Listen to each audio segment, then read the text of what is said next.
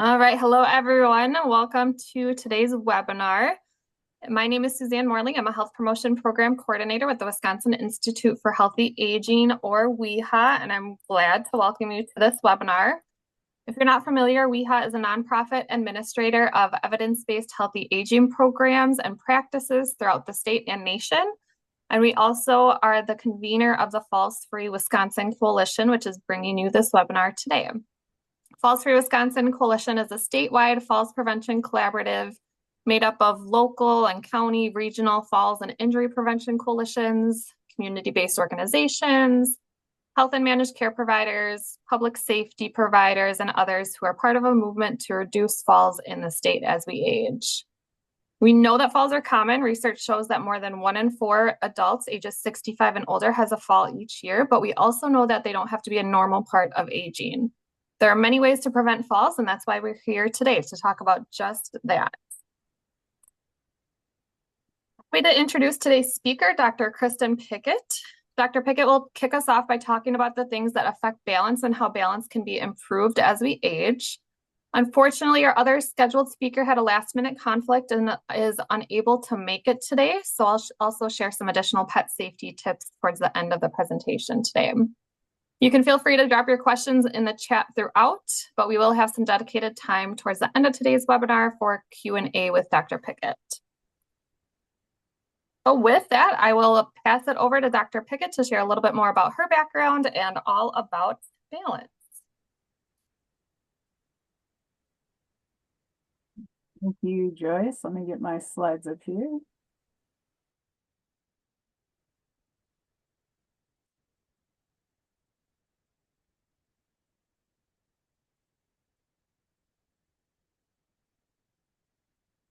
All right, so in full disclosure, when I got the email this morning that I may be the only speaker, when Suzanne emailed at, I don't remember what time it was, I couldn't help but take the opportunity to also use some time to add some more fall slides. So I apologize ahead of time if anything is misspelled or seems not super smooth. I did put a few things in over the last few hours. So the title of what I'm going to talk about is Meaningful Movement Matters. I'm in the occupational therapy program here at UW-Madison. And I'm not an occupational therapist, although I was raised by OTs and PTs. So I look at a lot of the somewhat clinical questions and problems that we look at through the lens of OT and of occupational therapy and physical therapy. But I am neither of those people. So my work is nested in those areas. It's really important to me that anytime we talk about any of our research or work that you know where the money comes from. So most of the work that we do is focused on individuals with Parkinson's disease. So a lot of this work is funded by places like the American Parkinson's Disease Association. We get funding from the National Institute of Health, from NSF, the National Science Foundation, and a lot of our work is focused on trying to solve big problems like Parkinson's disease and falls. It's also important to me that you know that those aren't the only thing that bias what I do. So both my grandmother, who is on the left side of that image, and my mother-in-law, who is on the right side of this image, both of them passed away following a fairly catastrophic fall. Both of these wonderful women had Parkinson's disease, and so that has helped to shape a lot of where my career has gone and the questions that I've asked.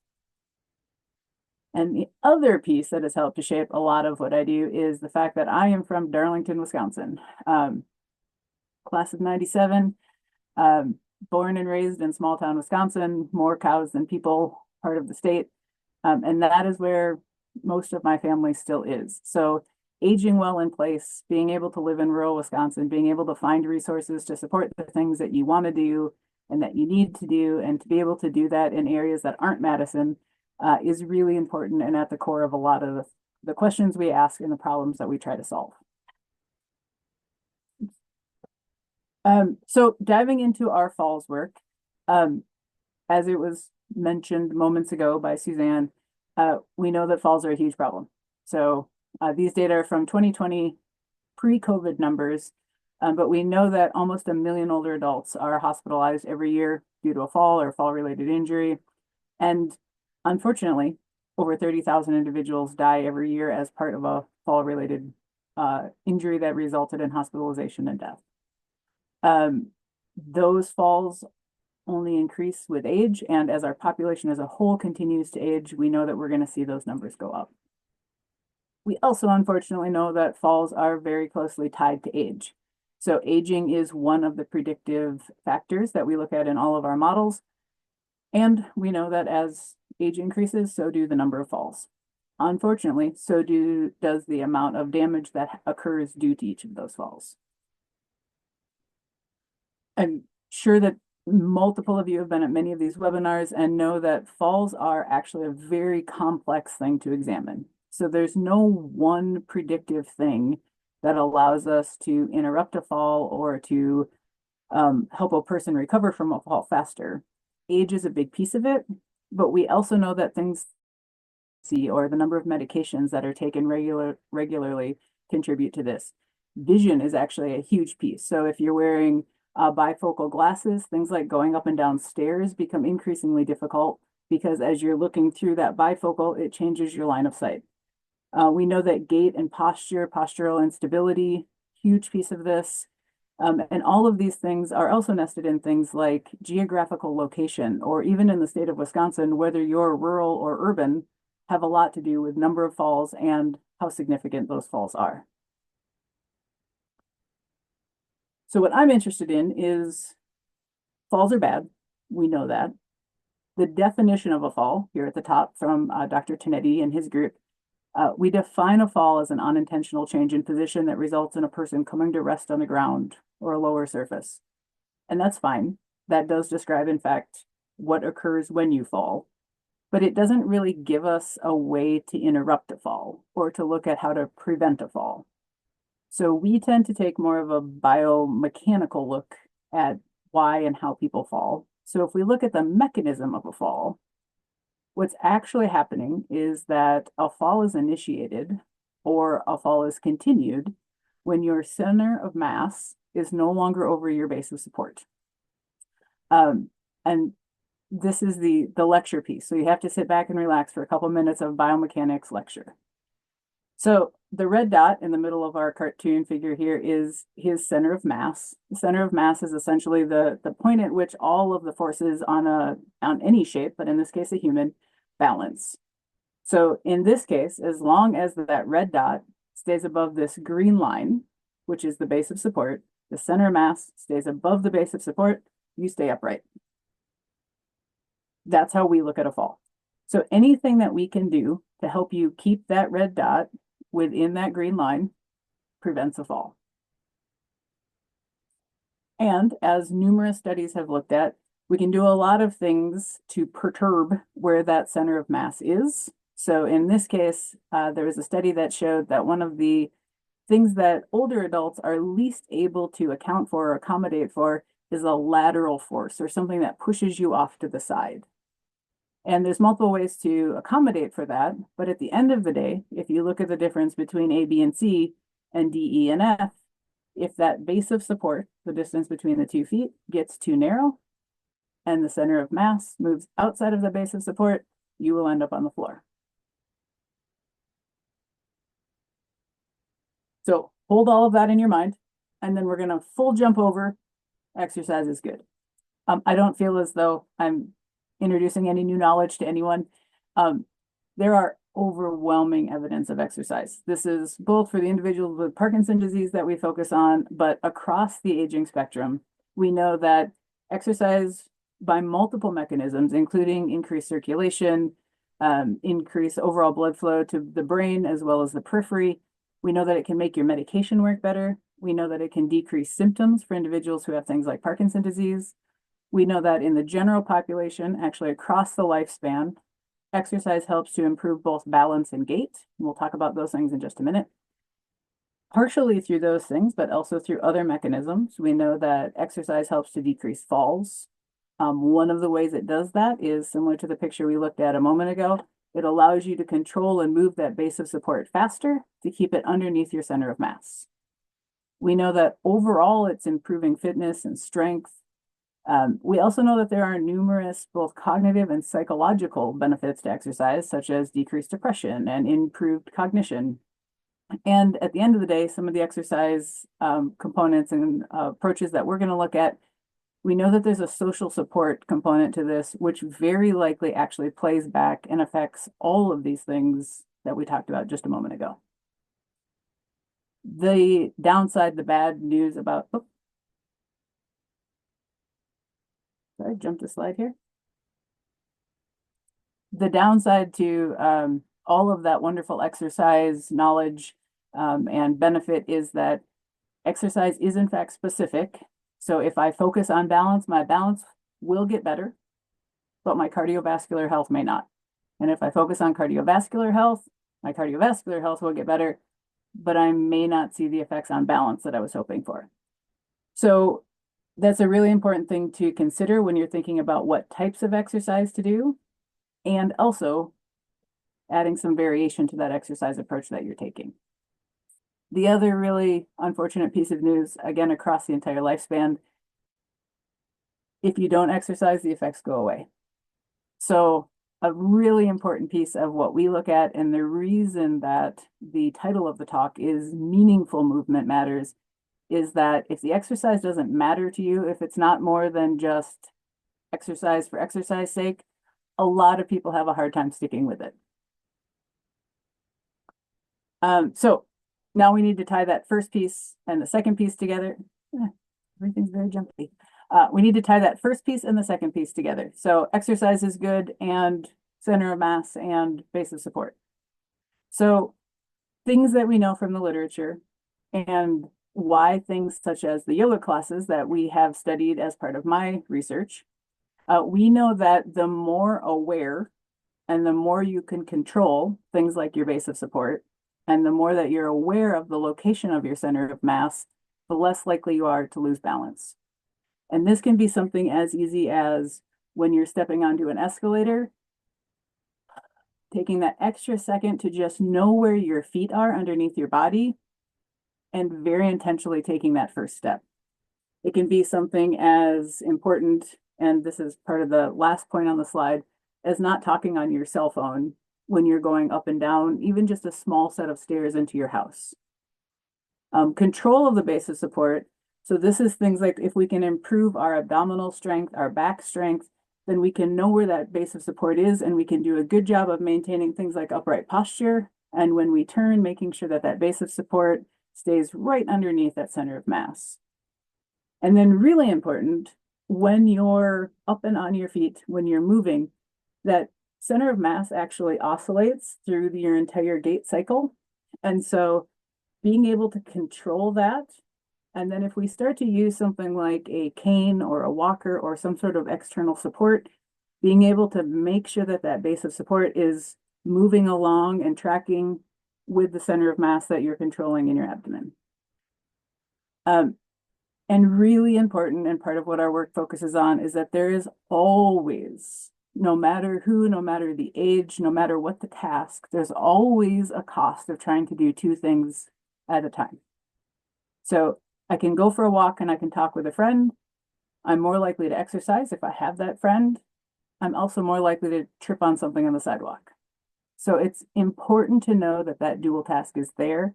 And the more we can do to minimize the interruption of us focusing on the task that we're trying to do, the less likely that we are to fall when executing that task.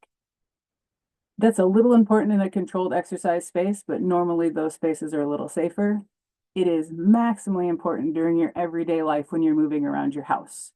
So if, for example, you're trying to watch something on TV while also doing something in the kitchen, and you're moving forward and backward and left and right, that is in fact when falls happen.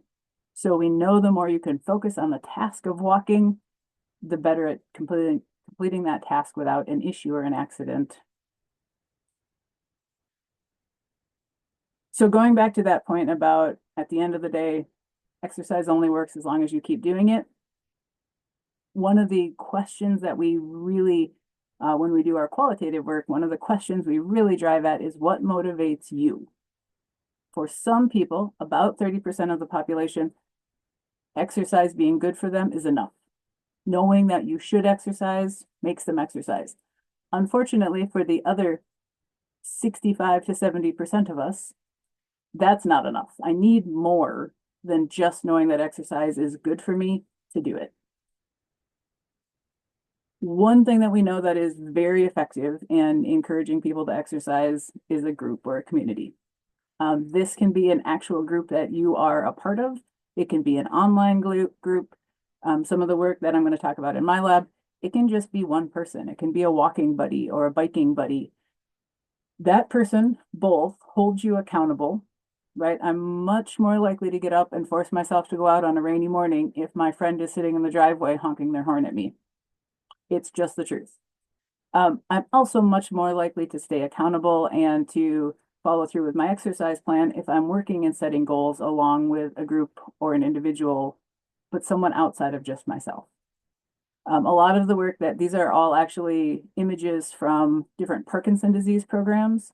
So the image in the upper right is a tango dance class that we run here at UW-Madison. It's free to the public. And it is just that. It is just a fun tango class. It's not actually for research purposes. The younger individuals in the picture are all or were all occupational therapy students. They are all now practicing clinicians out in the community. And the great part about this class is it allows our students to learn from people with Parkinson's disease. It also allows both the students and the participants to form bonds around the activities that are going on in that class. We also think it's really important to acknowledge the fact that exercise doesn't have to be that thing that you were taught back in high school or 8th grade. You don't have to run around in a circle or hit a tennis ball. We can make exercise adapt to what you as an individual need. So this particular study is a in-home exercise program that we have for individuals with Parkinson's disease. This is a stationary biking program. The first phase of this was that we gave individuals a bike and told them how important exercise was, told them how much they should exercise, told them when and how, and then we left. And for those of you who have heard me talk about this before, just like you and me, that bike was very exciting and a whole new thing that they could do. And they rode it very diligently for about the first month. And then no different than anyone else you've ever met, that bike became a little bit less interesting and a little bit less fun, and just the general idea of exercise wasn't quite as motivating. So over the course of the first 3 to 4, for some even 5 weeks, they used it less and less and less. And then eventually the laundry basket fits just right in that seat, and mail fits right in that top holder. As it turns out, hangers hang really well on multiple surfaces. And then pretty soon you just have a fairly expensive, very sturdy laundry device in the middle of your living room. So we sort of expected that, but now we have data to show that that is very true and very excitingly not effective for individuals with Parkinson's disease or any of the rest of us. So we changed the program, and the goal was always to show that we thought that really actually wouldn't. The answer isn't free exercise equipment. The answer is making something accessible, bringing it to the people where they are, and then meeting them with social support. So the screen on the right was a screen that we attached to that bike, and then we actually did Zoom sessions with these individuals. So these are all rural dwelling people in the primarily Wisconsin, upper Midwest. We did cross some state lines. That is actually my mother-in-law. And what we did was scheduled Zoom sessions 3 times a week for 30 minutes. And individuals with Parkinson's disease were overwhelmingly, remarkably adherent. So over a 6-month window, we have 97% adherence. So what that means is individuals, the honest answer is that the sessions that were missed were half the time on our side. A student forgot or mislabeled the time. Half the time, people with Parkinson's disease, they had a doctor's appointment or they didn't feel well enough to cycle. We did run the program during COVID, so we did have a few people that were sick and just unable to ride. But 97% of the time, people got up, they got on their bike, and they rode. This program is different than a Peloton program. We don't we never yell at you. We never tell you you should go faster or that we're just going to climb one more hill. Instead, we talk about the brewers. We talk about the weather. We It doesn't matter if the students that is paired up with the individual doesn't care about football or baseball, they still need to go find out. And then we talk about whatever the individual's interested in. For my mother-in-law, we talked a lot about grandchildren. We also find that hopefully this video will play. So this is an individual here at UW-Madison, Helen Lee, and she is a professional glass blower and an instructor here. Yep, there we go. We'll let everybody watch the video.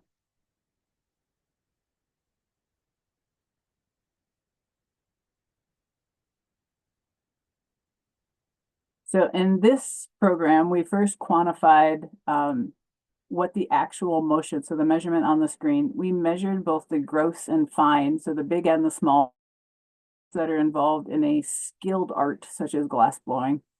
And then we did not call this program in any way exercise. The E word was not used, but we enrolled individuals with Parkinson's disease and we let them come into the same space and glass blow. So these require fairly large gross and fine motor movements, as well as the individual on the right, it's like a big tong.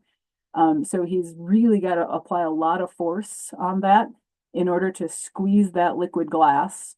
And this becomes very meaningful because you get to produce something. So these are Christmas ornaments that both of these individuals made. But they're in a space, they're in a community that is both helping them, but also teaching all of us to do glass blowing. And on the sneaky side, you take actually a lot of steps in this space. You have to move forward and backwards. You have to vocalize the things that you're doing. And as per the last video that you saw, they're using their upper limbs and their torso to do a lot of both gross and fine motor movements. On the being aware of your location in space, your center of mass, this is molten hot glass. And so we do some safety training to start with, but you have to be physically aware of where your body is in space throughout the entire time that you're engaged in this. And this is really important, both to help prevent falls, but also just for safety in the space that we're in. So we nested that learning piece of spatial awareness and body awareness as part of the program. Specific to balance, along with some colleagues and a wonderful individual who at the time was in the New Glarus area, we did the research side of a yoga program specifically designed for older adults. So the first question we always get is, why would you think yoga would be the best idea for older adults, particularly in rural areas? It turns out yoga has a lot of things that make it very accessible. So for example, yoga is comparatively inexpensive. You don't need any special equipment. The bike that you saw the individual with Parkinson's disease riding on, that's about a $350 bike if you can buy a whole bunch of them at the same time. If you go on Amazon, it's I believe I think it's $745. It's a big bike. It is specially made to not tip over. It's got all sort of gears and gadgets so you can do special riding things. Sorry. Yoga doesn't require any of those things. A mat is great if you can have one so that you have a comfortable way to interact with the floor so that you're not sliding around. But you really don't need a lot. It's also fairly accessible and modifiable. So you can go all the way from a seated yoga program where you are not standing at any point in time to, handstands and all sorts of things that I myself can't do and wouldn't recommend most people to do. But there's a full range of modifications that a good teacher can help you find that make it accessible to people across the both physical and psychological spectrum and make it safe to practice. Yoga also, again, the bike is a great thing, but in order for that to be sustainable, you have to have that tool, that equipment. And that's true of a lot of different forms of exercise. Yoga, on the other hand, is sustainable as a home practice. So you could go through the whole 1 hour program on your own at home, or you can do small pieces of it nested within your everyday life. And there is some evidence-ish around support for yoga specifically, helping to do things like prevent falls and improving balance. So the same group that helped to develop the yoga intervention that we used had published 2 papers previously on a pilot that showed that there were definitely indications that yoga could be helpful for older adults to specifically address falls and balance. What we found when we first started doing this, specifically in rural Wisconsin, is that there were some concerns.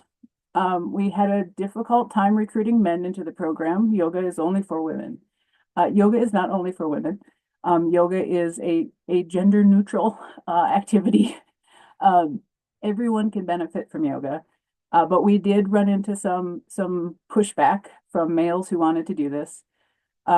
The class itself has been run in both an 8 and a 12-week format. That's a long time. And so we did have some people who weren't able to stick with the program throughout. And then, of course, adoption of something like this. In order to do the program that we rolled out, you do need an instructor. So that next big bullet, one of the issues in rural Wisconsin is that there's not a lot of people who are trained to instruct yoga. So that is something we're working on, and we've actually tested a telehealth delivery of this program. And all of those things, of course, are in order to have an instructor, you do need money. So all of those things are somewhat dependent upon some level of financial support to have things like a space and instructor. Although, again, we're trying to attack some of those things from a slightly different direction. So the study I'm referring to specifically, we tested this program out in 5 rural counties across Wisconsin. We offered the program free for participants and offered them in a space that was secured by a local individual, usually through the Aging and Disability Resource Center, but a local connection who helped us find a place that was accessible, that was safe, and that could be private just for the individuals that were in the class. The class that we rolled out was a fully developed program. So it came with instructor training. It came with, you basically kind of followed the guide, right? So there was some community building at the start of each session, and there was some time to sort of debrief and share at the end of each session. The upside to that is that a program like that can be replicated. One of the concerns in the literature is that yoga doesn't necessarily mean anything, right? I could do a set of sequences and call them yoga, and so can you. If we can define what we mean, then we can study it in science. Scientists really like control a lot. So the class that we tested was a chair-assisted yoga class, which means at all times there was a chair within arm's length, but individuals were on their feet at all times. The class lasted 75 minutes a day. They met 2 days a week, and we ran it for 12 total weeks.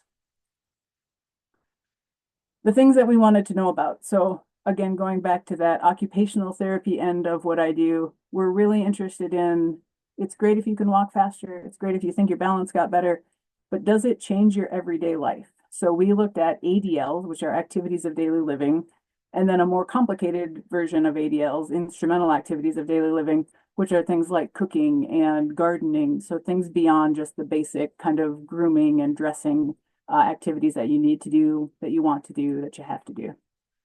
And then we did sort of the standard, let's look at gait, let's look at balance, let's look at things like fear of falling. So the data that we have, unfortunately, this was COVID interrupted at the very end. So we have data from about 90 individuals. We saw significant improvement in the balance component of this. So we did a very standard balance assessment where we push on you and pull on you and watch you walk over things, and we score you on how good your balance is. All areas of that mini best test improved, which was very exciting. So the yoga class itself was focused on balance, and we saw balance improve. We also, as I mentioned, looked at those ADLs and IADLs, so what changed in your everyday life. And we also saw, very excitingly, those numbers improved as well. So the measure we use is called the Canadian Occupational Performance Measure. And the interesting thing about the COPM is that rather than me telling you what you need to do or you have to do, it allows you to specify those things. So people improved on their own self-identified ADLs and IADLs and how those were being both performed and how well they were being performed. We also saw that the things that people were interested in across the state, people want to be physically active. That's already a goal, but they're afraid. They're afraid of falling. They're afraid of losing their balance. They're afraid of injuries that occur. And one of the outcomes that was most impacted by participating in this yoga class, excuse me, was that people felt better about being physically active, about going outside for a walk. And so people started doing things like that more. We also found that individuals, even those that were apprehensive about yoga in the beginning, at the end of the class really enjoyed it. So about 80% of individuals thought that 12 weeks wasn't enough. They wanted to keep going. 95% said that they would refer a friend to the class. Some of the individuals, some of the communities actually created their own practice groups. So there was a CD or a DVD that allowed them to basically just follow along with the program from beginning to end. And they created their own community of practice and secured their own space in their local area and kept practicing even after we were gone. We also did a survey just to find out about what is it that would stop you from doing this in the future or not allow you to continue on with exactly what we were doing. And it turns out, as you would expect, that for a lot of older adults, the single biggest limiter to continuing physical activity is cost. You're on a fixed income, $10 per yoga class is just too much.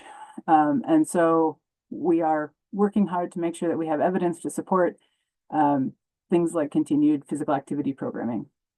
And then we did this in the rural areas of Wisconsin. So as I mentioned, near and dear to my heart is all those individuals who are living out there in rural areas. And of all the individuals enrolled in the study, only 5% had ever actually participated in a research study, not like the questionnaire that you do outside of Kohl's on your way in the door, but in an actual research study. So it was exciting to get people who had not previously had a chance to participate in that kind of work. So putting it all together, what does it mean? It's really important to move, but it's also really important to move with purpose and meaning. Otherwise, you won't keep doing it. One of the questions we get very often, or one of the statements that we hear a lot, is that people my age, 45-year-olds, are telling their parents, their grandparents, that they shouldn't be active in their home. They shouldn't clean. They shouldn't move around their house. And that's true if you're not safe to do it. But being up on your feet, continuing to move, continuing to stay active is what helps to prevent falls. And we know that that's true. We also know that just staying active, it doesn't have to be yoga. It can be Tai Chi, it can be boxing, it can be swimming. Whatever is meaningful to you is what you should keep doing because that's what you will keep doing. But important to do those things in a safe environment where we know that even if a fall does occur, there are people around who can help. And then last but not least, obviously this isn't just me. My graduate student, Abby Bradfield, helped to put together a lot of those first slides with the data and the statistics. This is just a small part of the team that helps to do the things we do all across the state.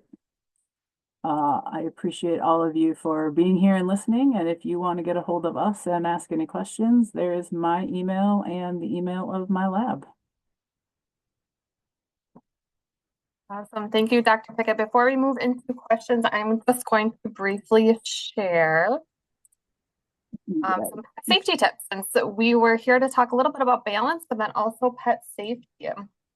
So whether or not you have a pet or a friend, a neighbor, family that have pets, whether that's dogs, cats, whatever it might be, it's really important to be safe around those pets to reduce your risk of falls. And on the screen here, I'm just going to go through some of these points. Pets are great because they can, help keep us active, taking a dog for a walk or playing fetch or whatever it might be. But it's also important to keep in mind things, and you know your pet best, but if they, are a sloppy eater, making sure to immediately clean up spills around water dishes, picking up their toys frequently. I have heard that you can train your dog to pick, or cat actually, to pick up toys, but that's probably few and far between. So knowing if toys are out, maybe having a designated spot for those toys, but making sure to be aware of where they are and picking those toys up frequently. Training your pet so they don't pull or jump when you're out walking them or around other people. Especially, if you have people coming over that may be older or have limited balance or not be as steady on their feet, making sure that your pets aren't jumping or pulling on them as well. You can also put a bell or a light on their collar and use a bright colored collar. This can help especially at night. If there's a light on that collar, you can see them coming, or a bell, you can hear them coming. Another really important tip is to keep your pet in a separate area during busy times or if someone comes to visit. I think of this as if I am cooking something in my kitchen. I have a black lab, so she's always kind of begging for food or hoping I drop something on the floor. And sometimes that can trip you up. So if you're kind of moving around your kitchen or getting things ready and you don't, maybe you're focusing on one thing, focus on that one thing. Keep your pet in a separate room or separate area of your house so that you don't trip up on them. Kind of along the same lines, being aware, knowing where your pet is at all times. Again, that bell or light on their collar can be super helpful. You know your pet best, so learning the behaviors and habits. My dog, if she sees anyone pulling in the driveway, she will race over to the door. So I know not to be, in her way when she does that. And then just take your time and pay attention to your surroundings. So we do have additional resources on the Falls Free Wisconsin website, but I'm going to stop sharing again.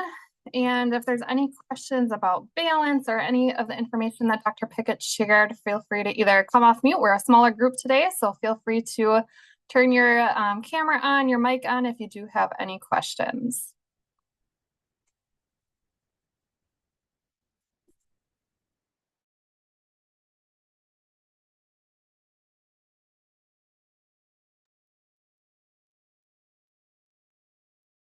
There's no questions, that's okay too. Dr. Pickett, I really appreciated the information. I love the glass blowing example with the Parkinson's patients. I thought that was a really interesting way to, use those different muscle groups. I'm a big fan of yoga myself, so another great research example. So again, thank you so much for filling in some extra time today unexpectedly. And if there are any questions, you can feel free to email those afterwards. Again, thank you all for joining us. Visit the Falls Free Wisconsin website for additional resources on falls prevention.